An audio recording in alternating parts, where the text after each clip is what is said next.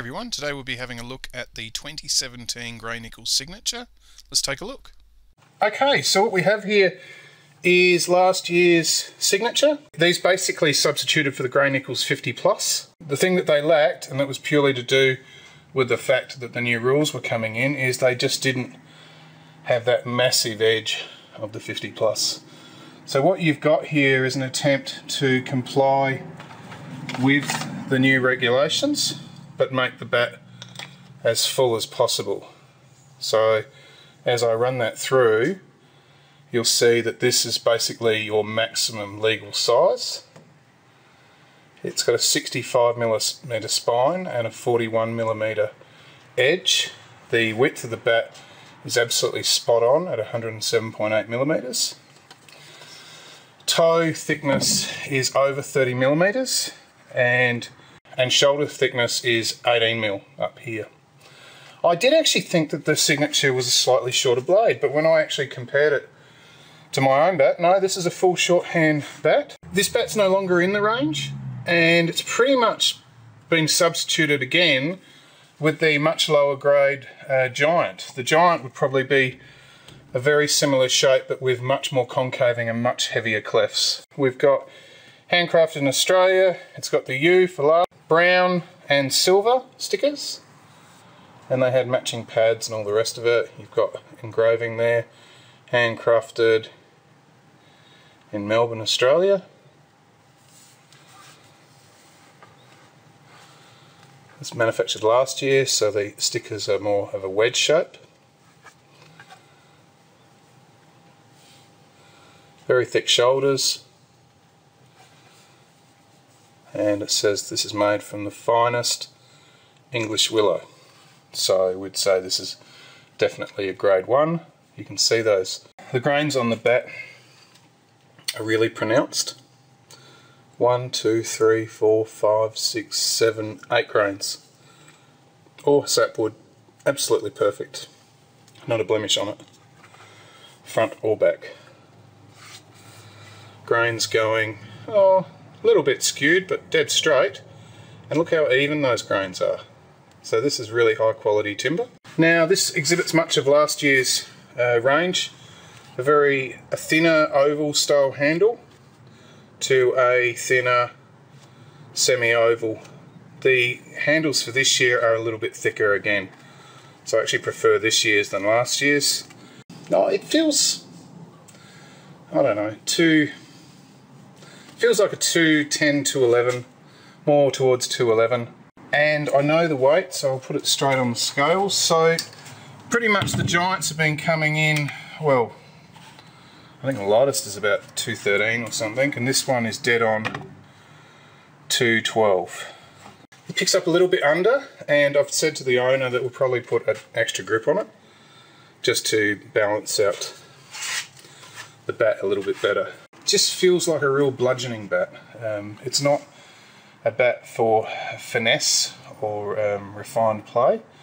It's definitely sort of your 2020 limited over sort of match. You wouldn't want to carry this around for the whole game. It does feel heavy, the dead weight on it, even though it's only 212. Ping.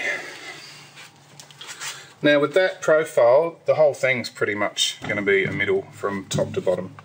So let's just confirm that. Straight into it in a low position, and it's really sounding really deep there in the mid-low, mid, really deep, mid-high, and it just peters out in the high area, but right from mid-high all the way down to mid-low, it's just one giant middle. So absolute beast. Other features of the bat, it's got the 5mm camber face. We can confirm that with the new gauge. So it's dead on. And you can see here as we draw this down, a tiny little bit of clearance and probably 1mm of scooping, if that. No, 1mm.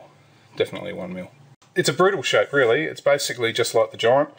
The spine carries all the way up into a mid position and then draws down almost towards the toe. Okay, so we've finished preparing the bat and it's come up really nice. You can see here the grains. Put the edge tape under the scuff. Shoe glue. These bats were made approximately 18 months ago, you would think. So there's little things going on, like this typical sort of, as the stickers get old, they start to crack in places. So I've put my sticker on there so that I've prepped it. Obviously all the work I've done is at this side of the bat, not at the other. So what's my general impression? I don't mind it, but the pickup is not that good. So let's tap her up and hear what she sounds like.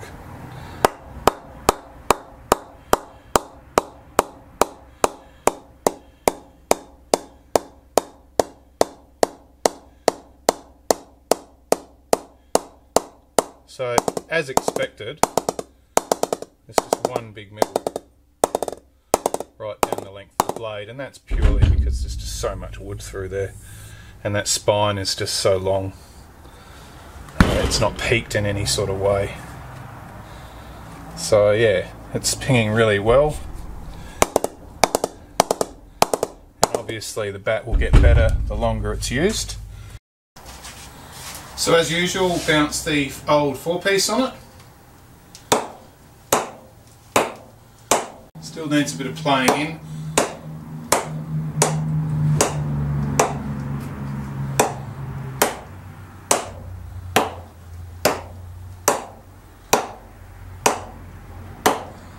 So I honestly think that because the bat has sort of sat on the shelf for 12 months plus the however long from when it was manufactured.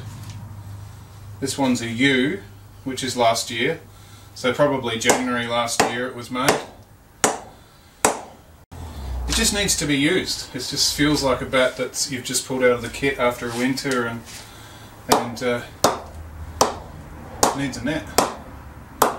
Obviously I warn the owner, who's a teammate, that he's got to play it in. Don't go hard because you'll just damage it earlier on. You've got to play the handle in and play it all in. So as I start to bounce that on it, you can feel it starting to go in that mid-middle. Hardly any real seam marks on it. So yeah, the signature from last year. Never actually reviewed one. And thanks very much to Adam for sending that to me to review. That's his new beast, and I think he's really going to enjoy that Gray-Nicolls signature.